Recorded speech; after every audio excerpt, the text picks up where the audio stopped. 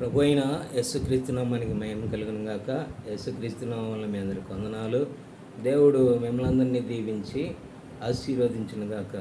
పరిశుద్ధ గ్రంథం బైబిల్ దేవుని యొక్క వాక్యభాగాన్ని చదువుకుందాము. యెషయా గ్రంథము 53వ అధ్యాయము 5వ వచనములో ఉన్న వాక్యభాగాన్ని చదువుతూ ఉన్నాను. యెషయా గ్రంథము 53వ అధ్యాయము 5వ వచనము. మన అతిక్రమ క్రియలను బట్టి అతడు గాయపరచబడెను, మన దోషములను బట్టి నల్లగొట్టబడెను, మన సమాధానమైన శిక్ష అతని మీద పడెను, అతడు పొందిన దెబ్బల చేత మనకు స్వస్థత కలుగుతూ ఉన్నది. ప్రభువైన యేసుక్రీస్తు నామానికి మహిమ కలుగును గాక. చూసినారా దేవుడి బిడ్డలారా, మన అతిక్రమ క్రియలను బట్టి మన ప్రభు అయిన యేసుక్రీస్తు వారు గాయపరచబడ్డారు. అతిక్రమము చేసింది మనము, పాపం చేసింది మనము, మార్గము తప్పి ప్రవర్తించింది మనము. అయితే మన ప్రభు అయిన యేసుక్రీస్తు వారు వాటిని ఆయన మీద వేసుకొని మన అతిక్రమము, మన పాపము, మన దోషములన్నిటినీ ఆయన మీద మోపుకున్నాడు. ఇక్కడ యెషయా భక్తుడు, ప్రవక్త అయిన యెషయా చాలా చక్కగా రాయబడుతున్న మాట ఏమనంటే 53వ అధ్యాయము 5వ వచనములో మన అతిక్రమ క్రియలను బట్టి ఆయన గాయపరచబడెను. మనం అతిక్రమము చేసినప్పుడు ఆయన గాయపరచబడ్డాడు. రెండవ మాట, మన దోషములను బట్టి నలగొట్టబడెను. ఒకటి అతిక్రమము, రెండవది దోషముల చేత ఆయన నలగొట్టబడ్డాడు. మనం చేసిన దోషములు, మన అతిక్రమము, మన దోషములను బట్టి ఆ ప్రభు అయిన యేసుక్రీస్తు వారు నలగొట్టబడ్డాడు. మరి మూడో మాట ఏమని రాయబడుతూ ఉన్నది అంటే చూడండి, చాలా చక్కగా రాయబడుతున్న మాట, అతడు పొందిన దెబ్బల చేత మనకు స్వస్థత కలుగుతూ ఉన్నది.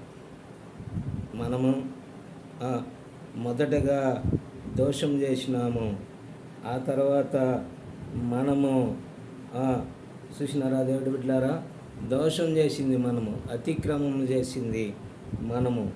మనల్ని నిజంగా మన క్రియలను బట్టి ఆయన ఎంతగానో బాధించబడ్డాడు. చూసినారా, నిజంగా మన దోషములను బట్టి ఆయన నల్లగొట్టబడ్డాడు. మన అతిక్రమం బట్టి ఆయన చాలా చూసినారా దేవుడి బిడ్డలారా గాయపరచబడ్డాడు.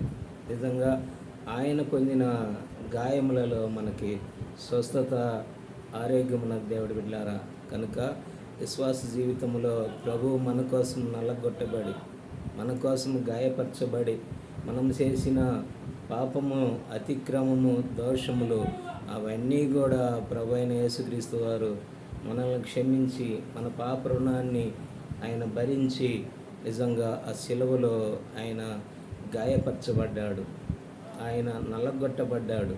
కనుకనే మనకు స్వస్థ ఆరోగ్యం ఇచ్చి ఆయన మనల్ని స్వస్థపరిచే దేవుడిగా మార్చబడ్డాడు.